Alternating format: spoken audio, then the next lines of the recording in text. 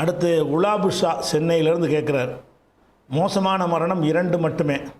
ஒன்று தற்கொலை, இன்னொன்று கெட்ட செயலில் ஈடுபடும் போது மரணம் ஏற்படுவது. எனவே மது அருந்தும் போது, திருடும் போது, விபச்சாரம் செய்யும்போது ஒருவர் இறந்தால் இவர் நரகத்திற்கு செல்வார்களா இல்லையா அப்படின்னு சொல்லி கேட்டிருக்கிறார். அதாவது கெட்ட மரணம் 2 சொல்கிறார் அவர். ஏன்னு கேட்டால், ஒருத்தன் தற்கொலை செய்கிறான்னு வைங்க, அதான் கடைசி செயல். தௌபா செய்யக்கூட வாய்ப்பு இல்லையில. தற்கொலை செஞ்சான்னு சொன்னால் அதான் கடைசி செயல், அது கெட்ட மரணம்.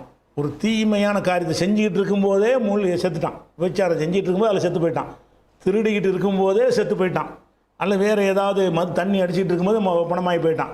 இப்போ கடைசி செயல் மகா கெட்டதாக இருக்குல்ல, இப்படி தான் 2 கெட்டது. இப்படிப்பட்டவர்களுக்கு மன்னிப்பு இருக்குதா என்கிற வகையில் கேட்குறாரு.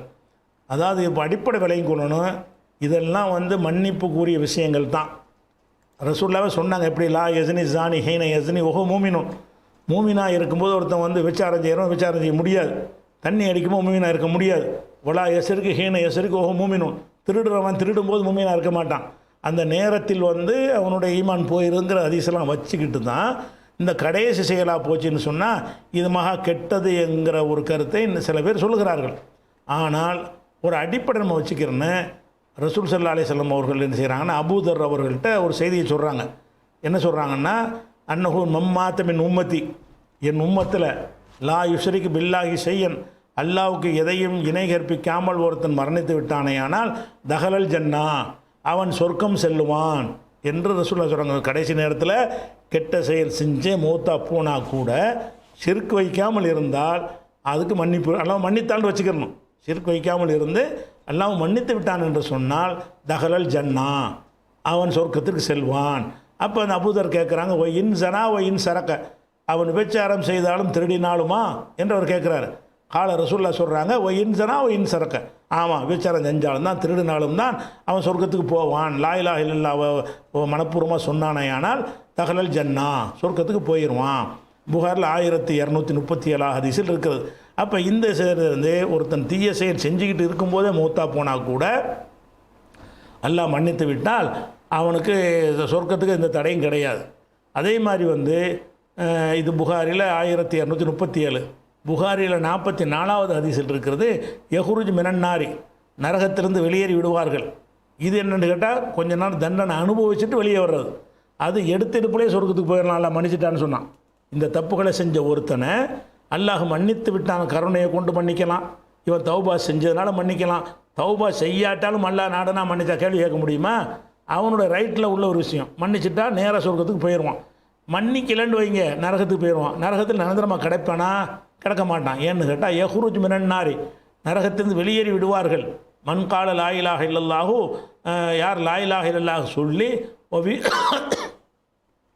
ஒஃபி கல்பிஹி வசுனு ஷஈரத்தின் மின் ஹைரின், கோதுமை எடையளவுக்கு உள்ளத்தில் நன்மை இருக்கும் நிலையில் அவன் மரணித்து விட்டால் அவன் நரகத்தை விட்டு வெளியேறி விடுவான். நரகத்துக்கு போயிட்டு அப்புறம் மதிய வந்துடுவான்.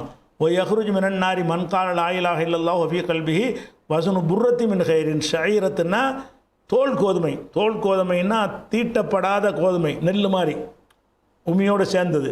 புர்ரத்துன்னா அது அரிசி மாதிரி, அது தோல் நீக்கப்பட்ட கோதுமை. முதல்ல தோல் நீக்காத கோதுமை கொஞ்சம் பெருசாக இருக்கும். அந்த அளவுக்கு ஈமான் இருந்தாலும் அவன் சொர்க்கத்துக்கு போயிடுவான், நரகத்தை வெளியேறிடுவான். அந்த தீட்டின கோதுமை இருக்க அந்த அளவுக்கு இருந்தாலும் போயிடுவான். ஓ யஹ்ருஜ் மினன்னாரி மன்கால லா இலாஹ இல்லல்லாஹு வஃபீ கல்பிஹி வஸ்னு தர்ரத்தி மின் ஹைரின். ஒரு கடுகளவுக்கு ஒருத்தனுடைய உள்ளத்தில் அந்த ஹைர் இருந்தாலும் அவனும் வெளியேறி விடுவான் இருக்குது.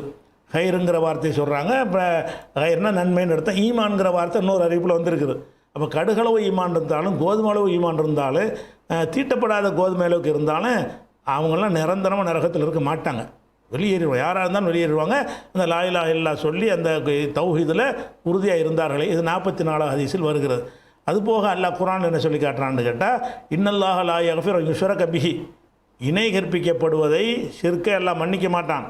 ஓ யக்ஃபிரு மாதூன தாலிக்க, அதுக்கு கீழே உள்ள விஷயங்களை மன்னித்து விடுவான். லிமன் யஷாவு, நாடியவர்களுக்கு எல்லாம் மன்னிச்சிடுவான். ஷிர்க்கை தவிர கீழே உள்ள காரியத்தை செஞ்சால் மன்னித்து விடுவான் என்று 448 416 இருக்கிறது. இப்போ தற்கொலை செய்கிறான்னு வைங்களேன், அவனுக்கு நாங்கள் பாவ மன்னிப்பு கேட்கக்கூடாதுன்னு இருக்கே தவிர அவன் அந்த கடைசி செயலாக இருக்கனால அவன் நரகத்துக்கு போவானாண்டா போவான். ஆனால் அல்லாஹ் நாடினால் அதை மன்னிப்பான். ஏன்னு கேட்டால் ஷிர்க்கு கீழே உள்ளதானே, ஷிர்க்கு கீழே உள்ள எதையும் நாடியவர்களுக்கு மன்னிப்பான். நாடுவானா இல்லைன்னு நமக்கு தெரியாது. ஒயகவீர் மாதூன தாலிக்கலை மேசா, நாடியவர்களுக்கு ஷிர்க்கை விட மற்ற எல்லா ஷிர்க்கு கீழே தானே, எந்த பாவம் செஞ்சாலும் ஷிர்க்கு கீழே தான். அப்போ ஷிர்க்குக்கு கீழ்ப்பட்ட நிலையில் உள்ள பாவமாக இருந்தால் அல்லாஹ் வந்து நாடியவருக்கு மன்னிப்பான்னு ஒரு கிரவுண்ட் ஒன்று இருக்கிறது. அதனால இந்த தற்கொலை செஞ்சவனுக்கு கூட நாம் துவா செய்வதற்கு தடை இருக்குது, நாம் ஜனாசா தொழுகை நடத்துறதுக்கு தடை இருக்கே தவிர அல்லாஹ் நாடினால் அவனை மன்னிக்க தாராளம் மன்னிப்பான். ஏன்?